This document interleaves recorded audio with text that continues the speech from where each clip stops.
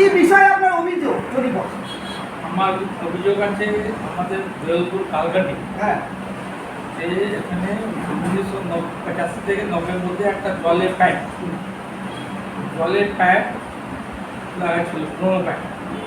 তার মধ্যে ওখানে একটা নতুন পাইপ বসেছে, তারপর পুরোনো পাইপটা রিজার্ভ হয়ে গেছে, রিজার্ভ করে রেখেছে। হ্যাঁ, আমার ওয়াইফ কাউন্সিলর থাকাকালীন নতুন সরকার সব চেয়ারম্যান ছিল, হ্যাঁ, ওনার সময় যে নতুন যে পাইপ লাইন বসেছিল, হ্যাঁ, তারপরে পুরোনো পাইপকে রিজার্ভে রেখেছে। হ্যাঁ, কারা রেখেছে?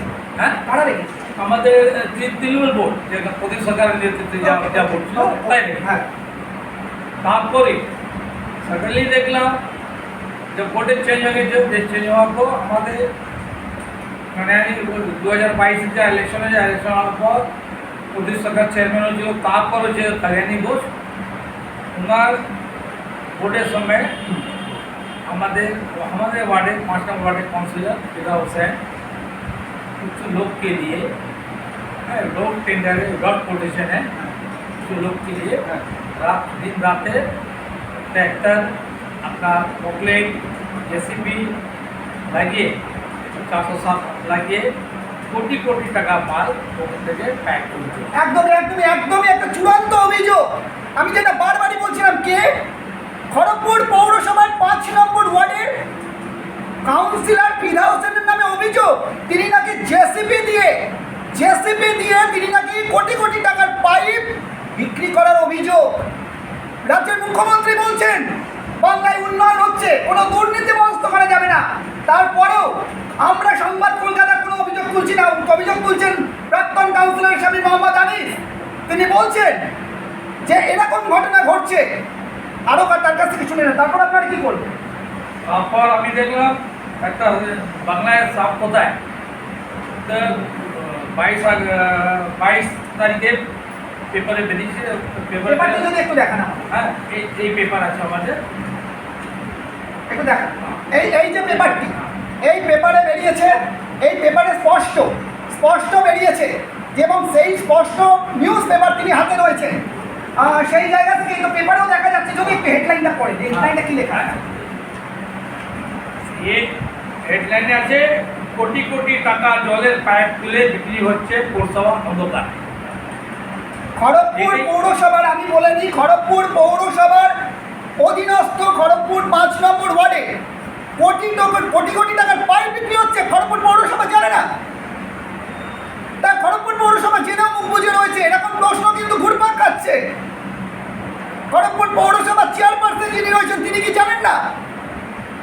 যদি নাও জেনে থাকেন, তাহলে তিনি যখন সংবাদ মাধ্যমে যখন এটা বিষয়টি গোচর হলো, তিনি কেন তৎপর হলেন না? কেন এইটা নিয়ে কোনো রকম সাড়া পড়লো না? কেন এইটা নিয়ে কোনো প্রতিবাদ হলো না? খড়গপুর পৌরসভার 5 নম্বর ওয়ার্ডে শুধুই কি দায়িত্ব মোহাম্মদ আনিসে? শুধুই কি দায়িত্ব আরও 1-2 জনে? এরকম প্রশ্ন কিন্তু ঘুরপাক খাচ্ছে। চলুন আরও প্রশ্ন জেনে লাইভে থাকুন, দেখতে থাকুন। সংবাদ কলকাতা আপনাদের কাছে সোজা সাপটা প্রশ্ন তুলে ধরছি। হ্যাঁ, তারপর কি হলো? তারপর আমি দেখার পর আমি 24 তারিখে একটা কমপ্লেন করলাম। 24 তারিখ প্রথম দিলাম ডিএম সাহেবকে, দিলাম একটা চিঠি, তারপর এসডিও সাহেবকে চিঠি দিলাম, তারপর আমি চেয়ারপারসনকে একটা চিঠি করলাম। করার পর তারপর দিন আবার 25 তারিখে আমি আমাদের চিফ মিনিস্টার মমতা ব্যানার্জিকে আমরা একটা চিঠি বাই মেলে চিঠি করলাম।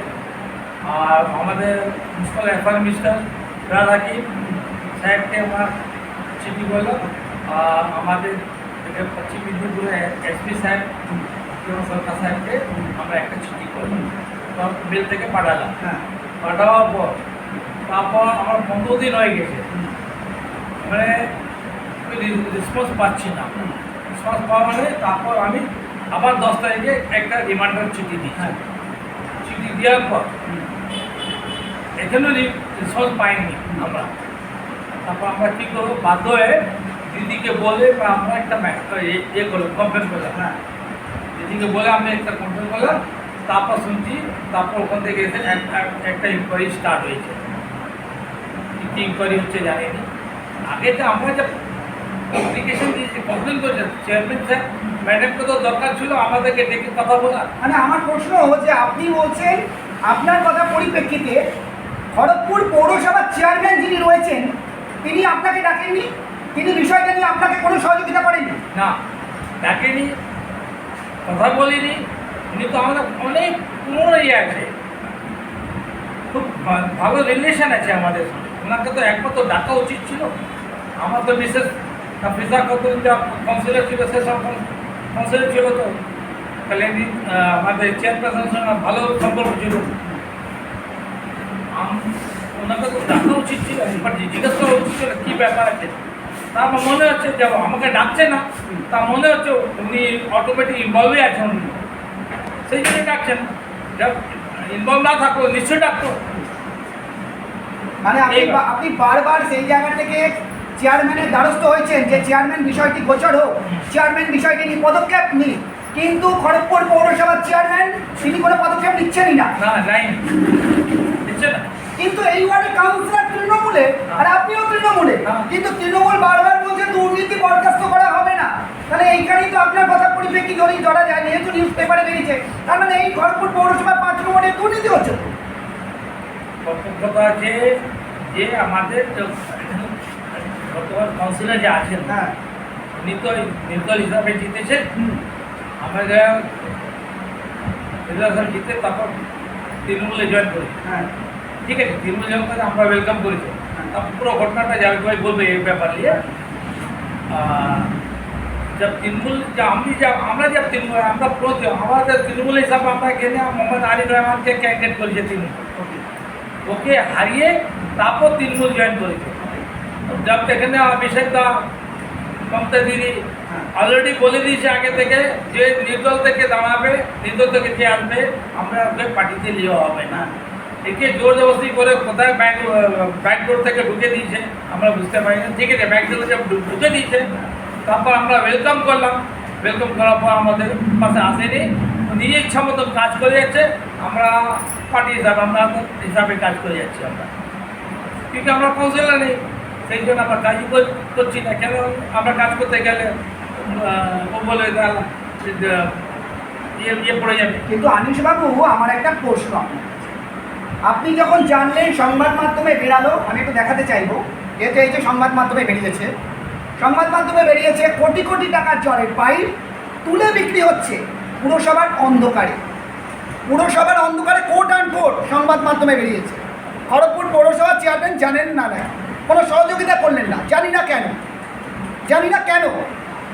কিন্তু আপনি যখন বিষয়টা জানতে পারলেন আনিসবাবু, আপনি এই বিষয়টা নিয়ে ওয়ার্ডে কোনো একটা প্রতিবাদ কিছু করেছেন যে মানুষের কাছে গোচরে আনাচ্ছে?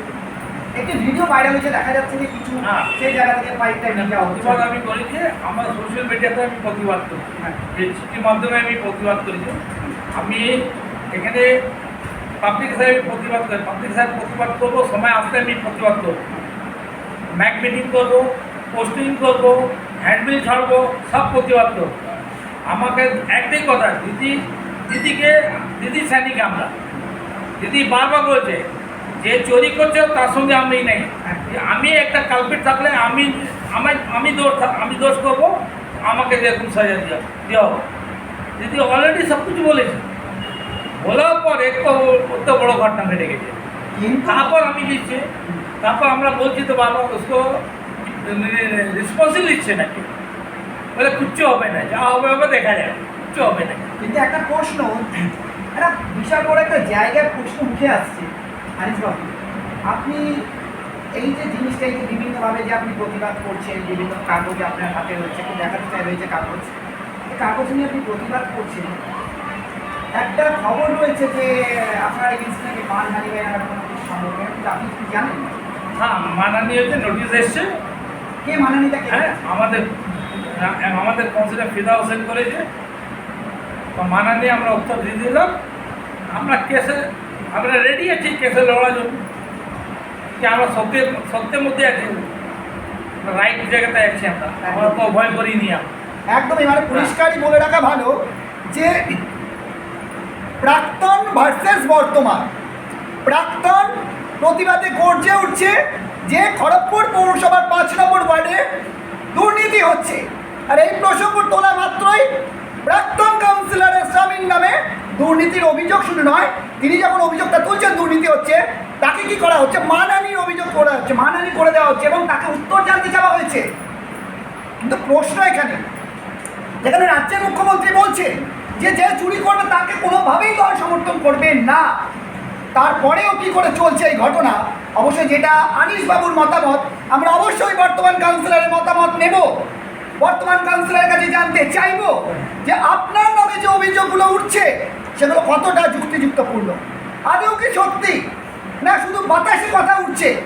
এত মানুষ বলছে, কিছু ভিডিও ভাইরাল হয়েছে, আমরা অবশ্যই জানবো বর্তমান কাউন্সিলরের কাছ থেকে। কিন্তু এই মুহূর্তে আনিস স্যার রয়েছেন।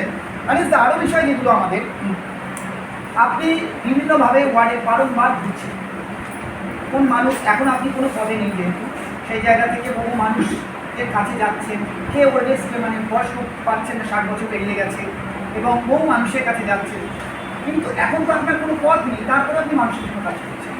আর আমি তো তৃণমূলের সৈনিক, বিজেপির সৈনিক, আমার তো যেতেই হবে। আমি পোস্টে আছে, না থাকলে আমাকে পাবলিকের সামনে যেতে হবে। আমার কিন্তু আপনাদের তো ওয়ার্ডে কাউন্সিলর যিনি ফিরে আসছেন তিনিও তো তৃণমূলেরই সৈনিক। হ্যাঁ, থাকলে উনি কাজ করছেন না, তাহলে কি বাদ আমাকে তাহলে তৃণমূলের কি এটা গোষ্ঠীদ্বন্দ্ব? হ্যাঁ, তাহলে কি তৃণমূলের এটা গোষ্ঠীদ্বন্দ্ব? গোষ্ঠীদ্বন্দ্ব আমরা করিনি, গোষ্ঠীদ্বন্দ্ব নিজে করে রেখেছি। উপর মালদা সবকে বলছে, আমি সবকে নিয়ে চলছি, লাস্টে এখান থেকে কাউকে নিয়ে চলছি। গোষ্ঠীদ্বন্দ্ব আমরা করি, গোষ্ঠীদ্বন্দ্ব আমরা দিদিকে অভিষেককে আইডিওলজি চলছি। আমরা দিদিকে অভিষেককে দেখেই আমরা পার্টি করছি। আমাদের খড়গপুরে তো এরকম আছে, পুরো গোষ্ঠী করে পুরো খড়গপুরটা শেষ করেছে। আমাকে যদি একটু বলেন যে যে জায়গা থেকে পাইপগুলো চুরি হচ্ছে, জেসিবি যেটা আপনার কথার পরিপ্রেক্ষিতে আমি বলি, সেই জায়গাতে কোন জায়গাটায় বিশেষ করে ঘটনাটা ঘটছিল? আমাদের देवलपुर कालकाटी जल टैंक के सामने देवलपुर कालकाटी के भीतर जो आर वाटर या फिदा हुसैन है बड़ो दादा फिदा हुसैन है अपने आर वाटर पंप আছে তার পিছনে পুরো প্যাক খুদে বাদ করে দিয়েছে। কে করেছে? আমাদের ওয়ার্ডে কাউন্সিলর ফিদা হোসেন তার সঙ্গে ছেলেরা। একেবারেই চূড়ান্ত অভিযোগ সংবাদ কলকাতার মাধ্যম দিয়ে দর্শকদের বলছি। সংবাদ কলকাতা কিছু বলছে না, বলছেন মোহাম্মদ আনিস, তিনি কিন্তু প্রমাণ নিয়ে কথা বলছেন। আমরা জানি এই সংবাদ, এই লাইভের পরেই আমাদের ওপরে আঘাত আসবে, আমাদের হুমকি আসবে, আমাদের সেটিং করার অনেক চেষ্টা করা হবে। সংবাদ কলকাতা মাথা নিচু করবে না। আমি প্রলয় সামন্ত বলছি, মাথা নিচু এত সহজে করবো না, শিরদাঁড়া বিক্রি করবো না, লড়ে যাব। সাংবাদিকতা প্রফেশনে এসছি, সততার সাথে মানুষের জন্য কণ্ঠস্বর, মানুষের হয়ে কাজ করতে এসেছি, মানুষের জন্য কাজ করব। আমি রয়েছেন আরেকজন, আমি জাভেদ